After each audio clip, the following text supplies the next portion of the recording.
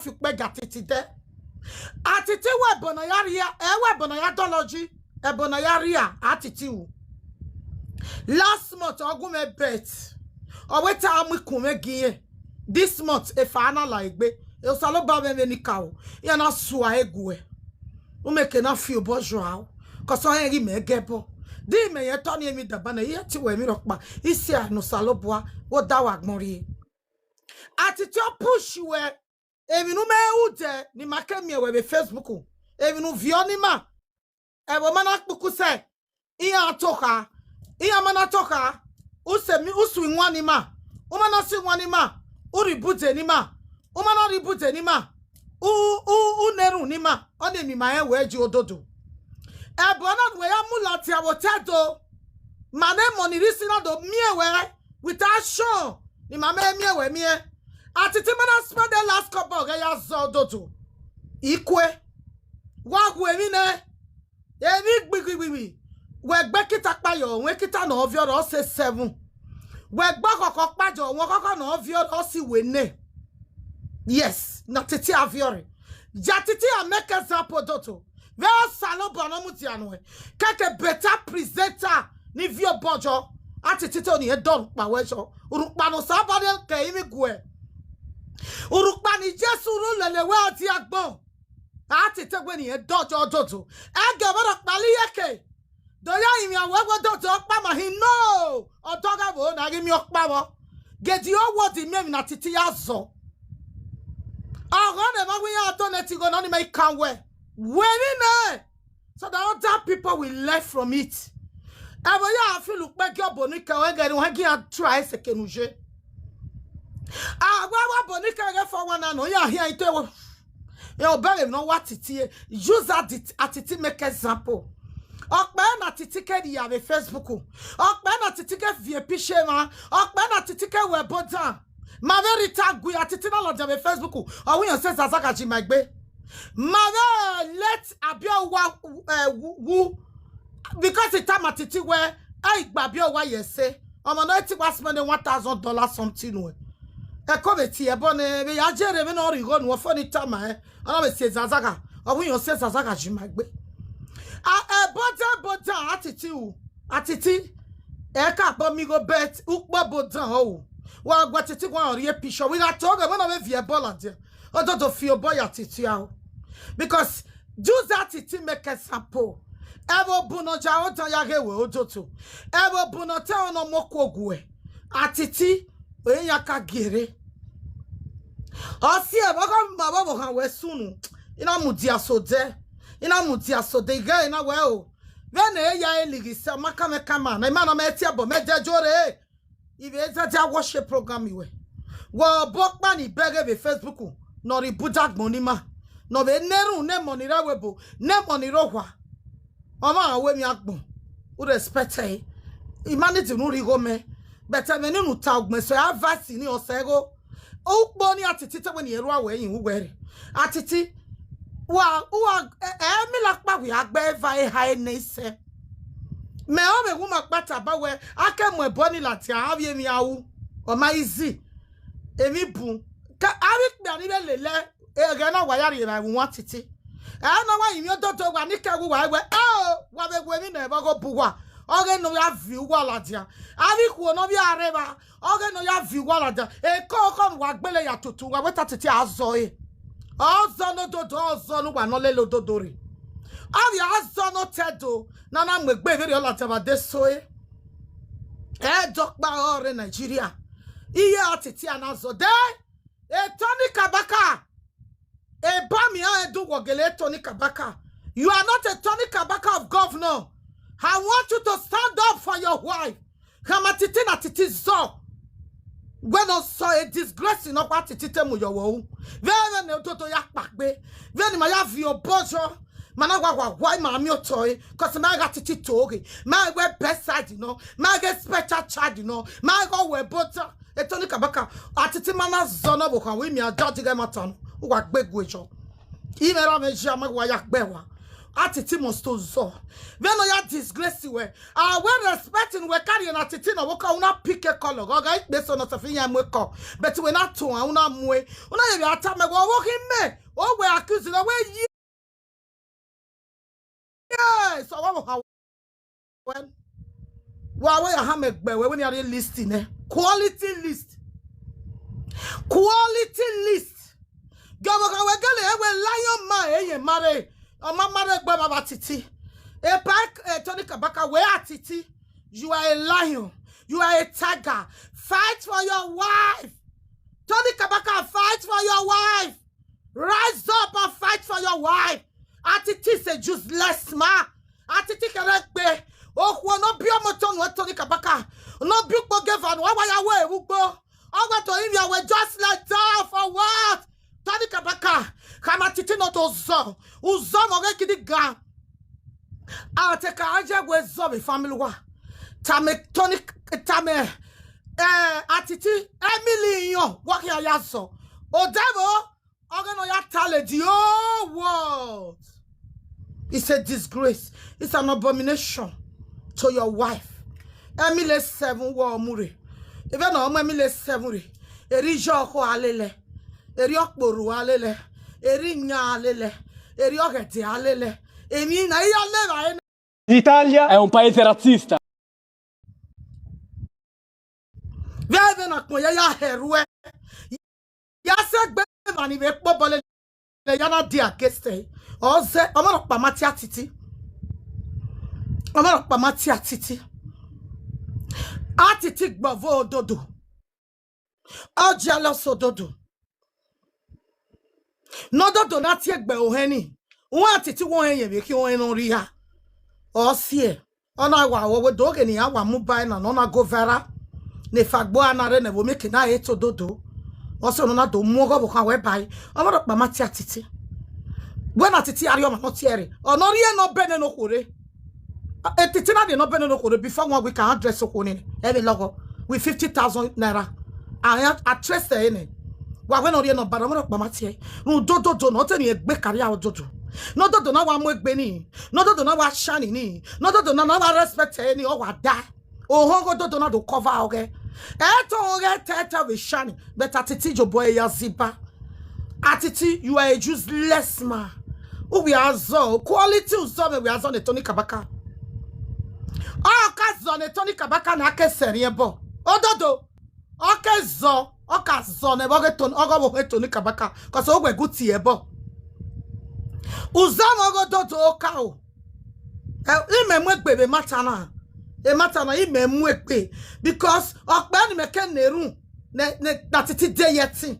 Zebi pano ze e bodano hu ene no konu latia wa bege no ya anya da dodo e no te o wetin ya akivie no dodo mufoa o wetin ya afio boyo dodo a o we dodo ma bo na mi ya o we ya aka mo dodo ga boye hin o dodo we na yo bogege mu o ma no pretend bu we dey na o ma no do pretend do seri e bo cause e boni ye we o wina cause obi e ma won inenu opagina the only way ne ebonu mugbe aya se 1 oboy ma nwa 2 ona geleba wo oge Atiti yen wo oge yen ta okay azona wo ke Tony Kabaka ne adana na be wo kwa awe aposte di owo di abege di owo di abege Tony Kabaka di owo di mabege o ma be aya gie we Tony Kabaka one day wa mama me Mr. Dosawe when Atiti wo dodo ya wo ha ugbo so gabe uzo me ni uzo mo ge mila no si yon.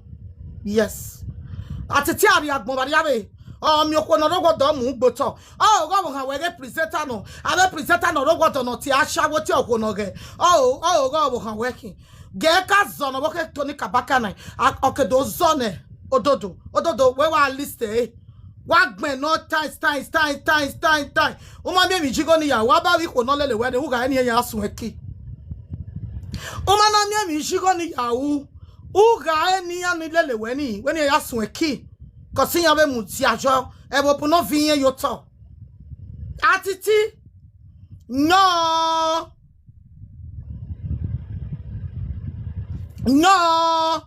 agawa boda ama o gbadoge fa ona lati ti egbe boda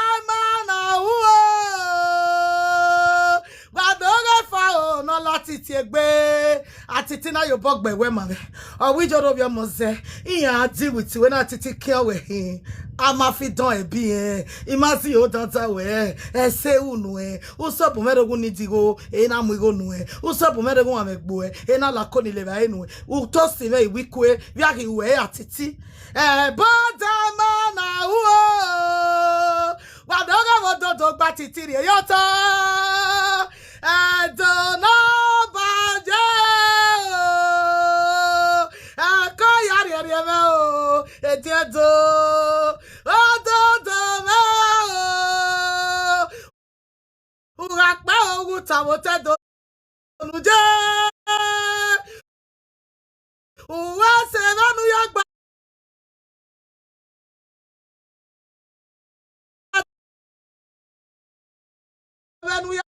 Atiti gbota ugba titi gberagimo ako yari me o ototo Atiti o efa lawe gbena ukyo koko na filu gbegbe o Atiti o ekwe muwe when they know my action, what big canoe semester. On a beck and work at Tony Kabaka. On a beck, Odudu. I'm a bag woman. I'm a bag, but not back. I'm a make banana. In kind of my bug, but women not dig with me and I even on my bug. Beggar, will bomb a man, one, your mamma, one, baby, no see Java be. Ugbe. Ote wa nu waki e wu jino rododo nu ki e nu file kwa na gbo be mi atu la senjo o na gbo e ba so na be do gbo e ba va ado continue ga gbo e ya kiko nu wa do da yo ga sa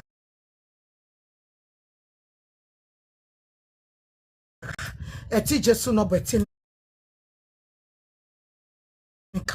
uga even me ya banye yo to e be kesi na imacha wa uchichiche na when I telling no ma clear because we target time we queen megiwe.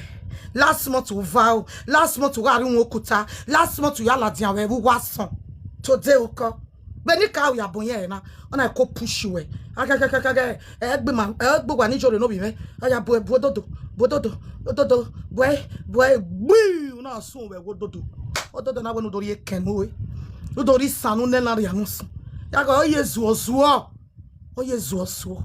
Obega manu watie no do adeba do agbijore eko yari eri me eko yari eri me gbenesi ilati yari emi na wo saloboa wo na be ya na wo atija titiki obi ekita ne ni bieka hoyohure ya we no digwo na digwe we na ya zo unu ri ata ya zo wa wene so that all that presenter ododo yari se geti wene e mo ge na te pologbe wene rakpa no o mana me obo wa betu flat more than 12 years okay boy na we no hion kaene me tena so wuvu we wene no hion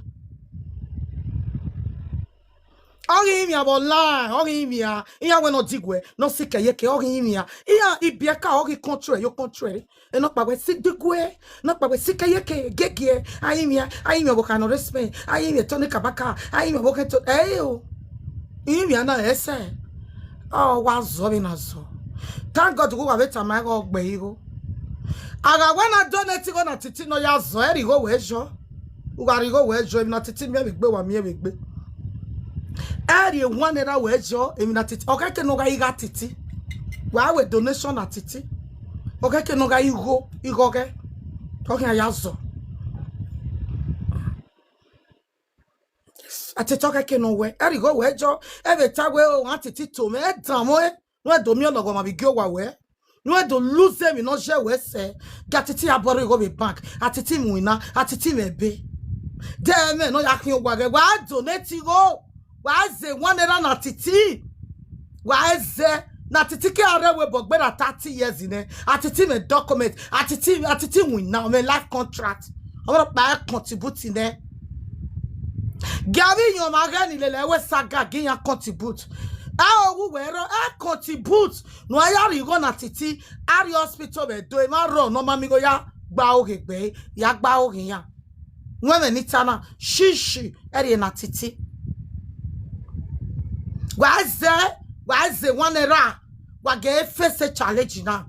Okpe ne gbeke mwe, okpe no ke yebo gaga, okpe no ke vieni ma gyobo, okpe no ke filugbe, okpe no ke siezaza ga yema gbe.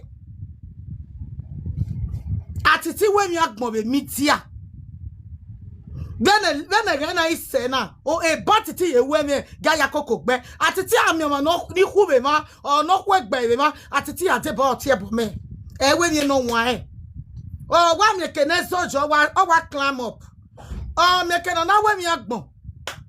O mi obeba. So pe kene na we saga wa contribute na Atiti. Wa to wan wa contribute Atiti e de to gbu wa jo. Atiti ma me ke vie bori Paris mo e patiti. Tum edene na wa talk be me bai. Wa si ahe wa get to boy we. Wa get ya boro igo. Wa get ya boro igo. Wa get your gaga no una le be Spain no boro Atiti me go. No la we bo me go. O me sugar mommy, o ma be sigo mota no ho we WhatsApp. No mi oloku me, nene mi mo me, o gi olo se me o ya eyan mi we go. Wa donate go na Atiti. Wa damoe. Ba donate go, wa donate go no ma no ya azo agwa no mu yo ma gbe. Agwa ni ma be sunu bi gi ogwa we. O be sunu bi gi ogwa we. De ba na be donate na be sunu be to a. Wa be mi egbo ni ti a. I have a donating on no man ya azo. We don't do that. Let him work for it. Tony Kabaka akwela very what am I work be where the list here? When you are way mune Emile 7. Where I tell Jamila we bet ogino na anase ele di whole world. Tony Kabaka oga yebe zono bo kan we video veya. Umemi no we akin back we. Ovi we ga Esther already over disgrace na tayi jegbe. So I can fear me no one. Cause if I know you book video via YouTube. Iani me YouTube brigade. Iani me be page brigade.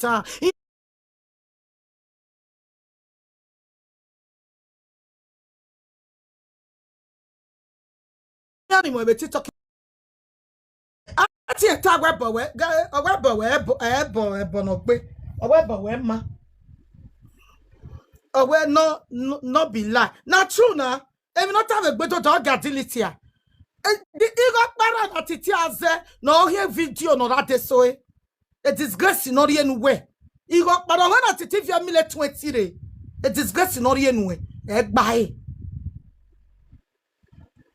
Thank God the way a live video of Ekbolo. Ina ya gwan no toto. Ime call toto there. No go agwi jore me mano. Iya wo toto gbaje no. Adi be call.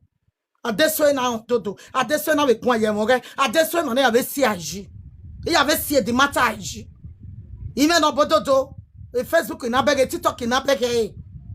No ewe ono na ni jore na wa mo nya hu. Iya wo toto mo mani ya gbaje. Ma mani magbaje. Oh. We mi asunu bebo. Wa mo agbon ogun aso.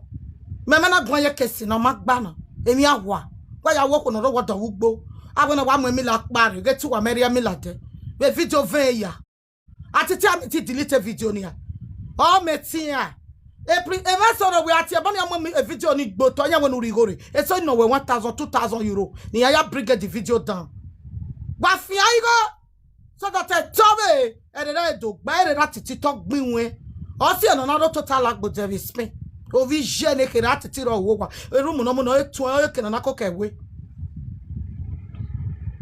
demi agwa le video no ya anya wo dodo magbon ake wa we kere na agekuo wa gatiti doje agwe ya so na agekuo e ba me na ewe sortis fishing e me na Atiti tage mata no wa ge wa zo quality uzo me e fe kwa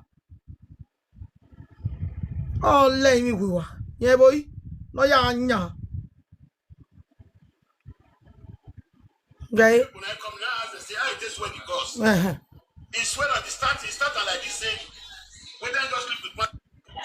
He has one support here, maybe you are. Okay. Oh, dear. I want to say, well, and you go on.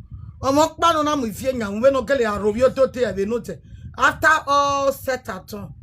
What do Oga mo boke Tony Kabaka. Don't play with it, eh?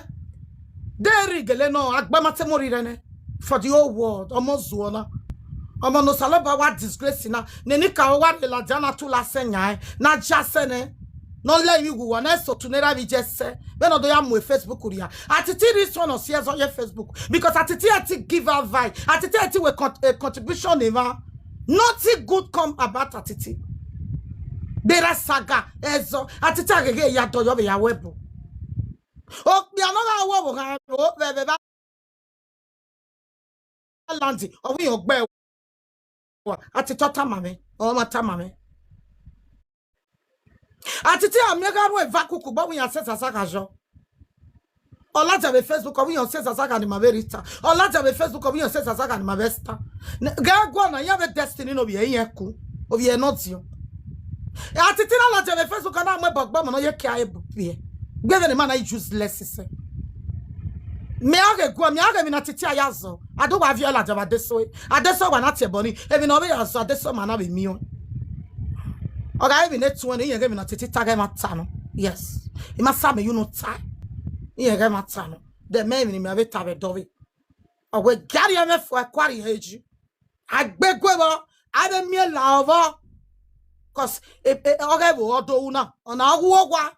Ama wana ti wa isekeka.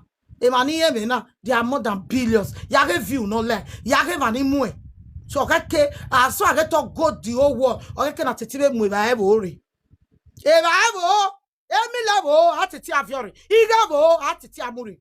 Yes. Emilabo, one or contribute to one make ben why 7 Ogba. Cause Ebo no.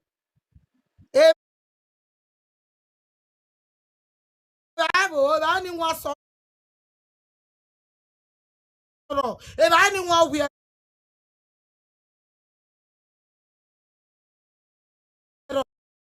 do my ball tabe no tao edo anagiro Atiti wo ge ye tao ri e here to sebo Odudu e babo ayazo e ba no ga fi mako Atiti ki ayazo e ba no ga fe ni won aso iko Atiti ki ayazo emi na Atiti una wegbegbe ma me be mi gba na bevo Atiti o say ge gboku yabo owo dodo yawo wo ke Tony Kabaka ugbo abo ke Tony Kabaka no raladi no bio mi send Tony Kabaka magwaka na Atiti no la jaba deso owo dodo wo ke Tony Kabaka o dodo la wi ye ma pa ye ma eva Atiti no wo ke no ayega no ga mata o no do tiebo oh do no mo bola dia o ana wi yega o pa yega eva yega dede obogo Tony Kabaka o na bona gbiye o nega kemi mani ye Atiti no wo gota nagire wa Atiti na fafigwe awo do yababa many jore na area yawe eba ebo no emi ebo obe fiore ige ebo obe fiore emi lebo obe mure egwe ebo obe mure ohun ebo obe mure okoko ebo ekoko kato de koko nu wagbe Atiti ade ovie 14 wagbe kitapa Atiti ade ovie kite 7 re wagbe okoko pa Atiti ade ovie okoko 7 re emi le 7 do deba e bodo igo no si ku oni ga are ba bedo ya so ke yes na e ba bo no abaga Tony Kabaka e ba bo Atiti ki ya zonu e ba wo wa e ba ogo kagbo pa e ba bo awo ma yari e ba ni awo beni ma ya ja o bege di case awo ma yari e ba ni awo ma ya mi la no lala e compare Tony Kabaka no ya zo e kretanyo eve e monofo kaka Atiti le fa figu eve la video imaja o bege ya I regret to put to la senya me we baby. Me not to level. When no ya, when I will be ameti we me. When no we bonayaria, me no neru na ya dole machi. Get go ga back bebo. Ela, I say tiri wisi. No via ni arie. Uwe baby we zikpo kuta. Today we call. Ge fanola wegbe. You go sekala egbe. You go sekala titi egbe. Wa. Ooh.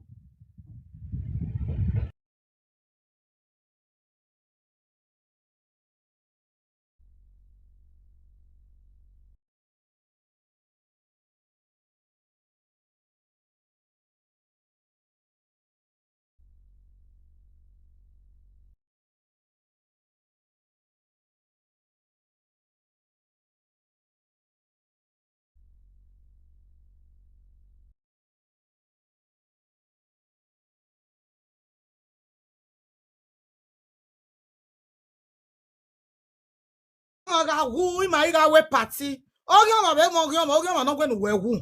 Oh, you no going to wear day. Oh, you no je boyaki we. Atete wakere. Ijo de no yon ba. Ijo de na me bogbe. But no mugbe me no masa who. Amagbe kita yogo me. Amagba koko yogo me. Imawi as because he marry happy.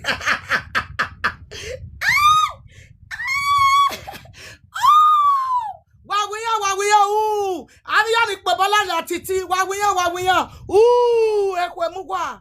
Then wa poor for the whole live video presenter. I made them make banana day. The group Atiti, Ekwemugwa, Wawiya, ooh.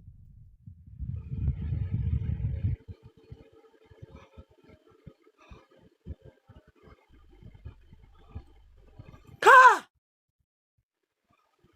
Hear me. Daite, we are tanai.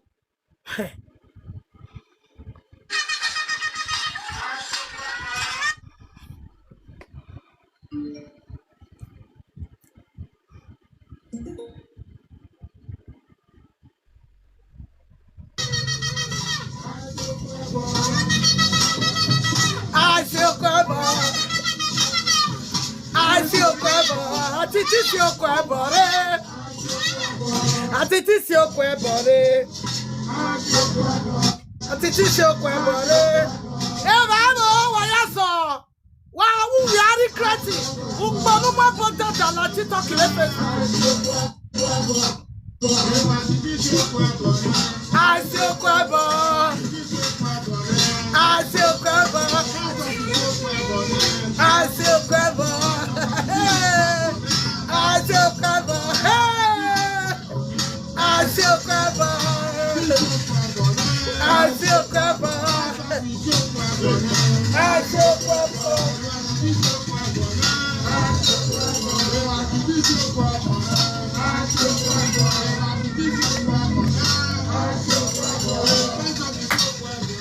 I feel clever. I feel clever.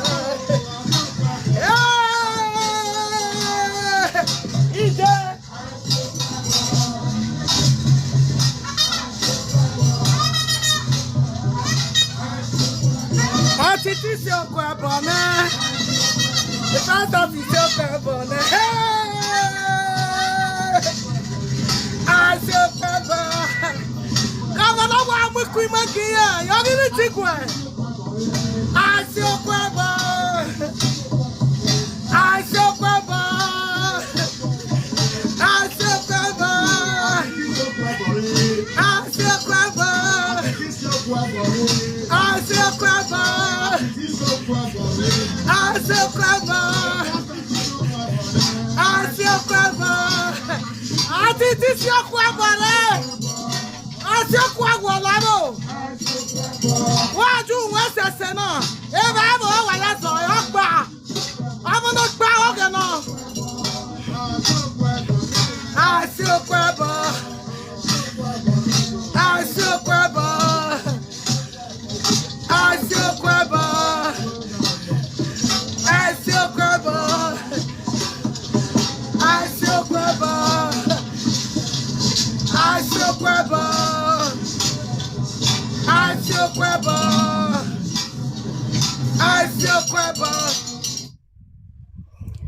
Itama we uga we bono yaria.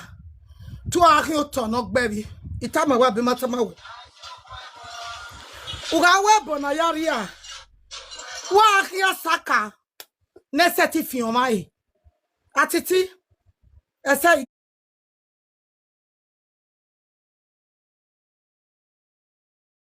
gie.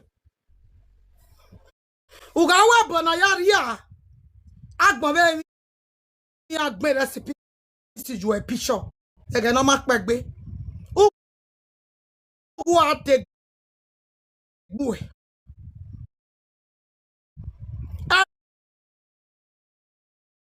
Bani ni ati eni. Uzo o mazoe. Oh, la diabo dawo wa wo la wa we. Eni na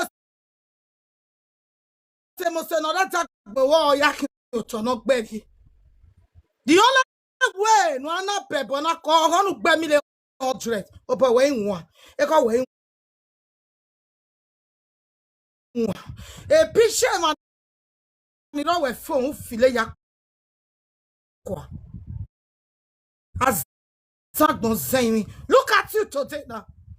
Look at you. You become a rat. It be a cano, no a settle or to an where you are. Or you got found with Digu and you got control with no water. Umaya we black taxi. Was a baby when was a baby when a shorotin we cannot beg you go. Nuja we black taxi by when the men do with Facebook. Honore mumu wetita, honore come wetita, honore go wetita, honore baba wetita. All your life is a zero. We're not bet with me. Me baga na rimajo kuta imuni we. Any cowboy yek boy. Ona beka no sewe. Guy na obo agbebo. Owa bobo ga agba dana eyan dana gele onwa. O me se 24 hours no so anyi Uso anyi e ba bo wa yazo. Itai. O ma na gba e be oni. Wa na gbe ni wa je ba onu opa yazo. Wa ya anwa me wa mi okoko. E ba bo no e bo ogai. E bo ogai. Iyon gwe ga na titimu la jama deso e.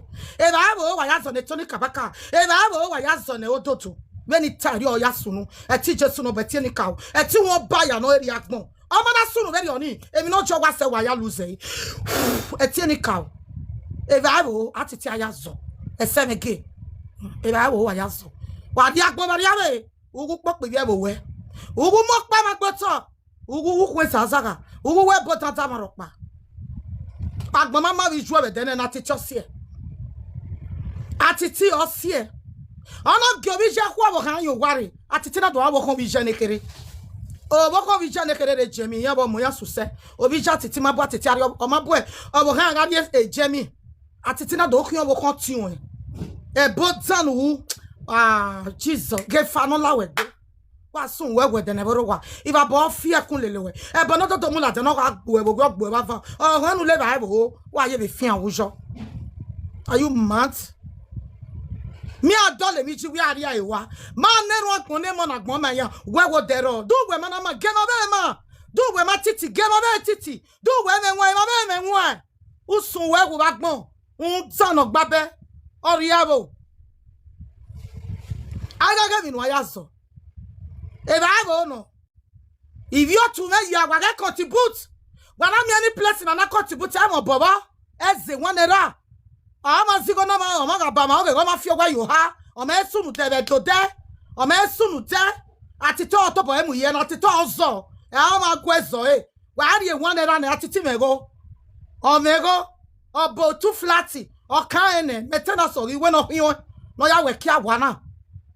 So I can't run away to the Kabakane. I just want to tie if I have all the yazo. I met to the Kabakaman Rima. If I have all yazon, what to the Kabaka, ya make a sample, or many a cake book with a donny, or men who came your mogi, chatty as yasway. Oh, my dantity. Atiti a lele we ko your book by a sea where yeke, or your book by a boy here. Ika kenorieke, tayi kekenorieka atiti. Atiti vegan or ya la tayi kek a tayi keken road down. uko ya gagbo iwuko nu ye kuloboju nu eri ka we jo gagbo eke Atiti venu ya pope money ragbona venu ya onu ya si opa ma ye kebebo o ko nu ri lobi ejo o gagbe we kia aga ka we ba mo ne kage la oefu o ri eke la de kage megwe gbe nwina eri o ga je nu Atiti e bota nu da me vie ku ga ju nwe mi nu mama awon me to ga senu e Ghana una go je na nu ya bet with me. Look at you today. I keep my boy. Baby, no one sunu da mo do sunu da. If I no one run me, o sa na return e go. And why le ba go and why aso yen beja welu la me. Wa won we regbe we bo dance we no piaso no ko. Yen ja welu la me ke tu kwa gba omo gba igo be na then the man ya ti he nu. Ma ya re ma na ge be no ya so ye. Ma ya re ma o we ye ga iwe bo o ri kan o we ye ga iwe bo we te no kaba kai bad down here. Wa mi awa o le kwa o. We are jedonye ya webo. Tony Kabaka ti gunye go ya webo. The video is there. That to made the video was sent there come. A video no ya mukpi go nyan we ba no na tai. That don't save a video na. Cause Atiti manager ba o ya so. E ba ni meke. And I start by me Atiti, me brave no Atiti mo re gboto. We go see e a le ye ya wa. Okay. Why don't mo meji wina? O isege na ya zo do jevi kere ya zo o. E ba bo no. So that Tobe, I be honest was one. Here where the Bemo no do butter. Who were when we kill how I shago, get it to the Kabaka girl how shago. A real way when I'm where you were for one of the Kion Zoo joiner. Where not where we to the Kabaka come and egg him up over. Oh, no, John Doctor Yakum and egg him up over. I'm not going to quarrel how wherefore. Then of one master who are better with Francie. Go down on the baby now. Never know I saw it. I know the tabu wa dodo. Anytime ya yati wa dodo ya rekodi. Ami ya nuwe be mi na we e padama o nu datete manati ya rekodi we. Tami ya wani ati we ware online. Wa na mi lati ane ba deso ka kene di owo da mi no sunu. O tamani ki ya nu datete na tete me bi are so time online. Ya ra mo for yes speaker. Ya rekodi we. Ododo ya rekodi we. Ewa kon wa ga the society in record we ga na ri o vi she we ya ye public line agboya mi no sunu we so person ti ododo ga me no ga ta aga na ke record igbin ya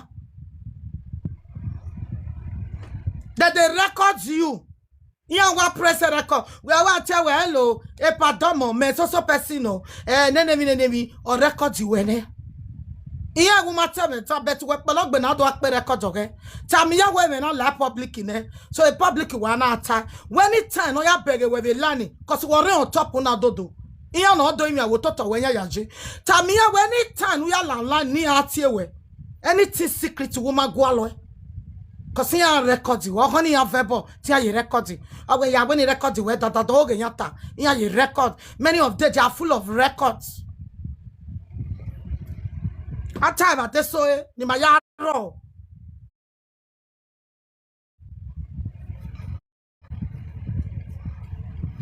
Back in enemy, a beginning many of them I'm taking a guatiti one. Then you know the beg when in marriage, where I for waiting in the pocket the we a gelema. Now to tell the banya with saga in for waiting now, I mean, my dear me, my no, they were sagano, or the other may with sagate. Or may we all any or the or drop a message of an echo lawa.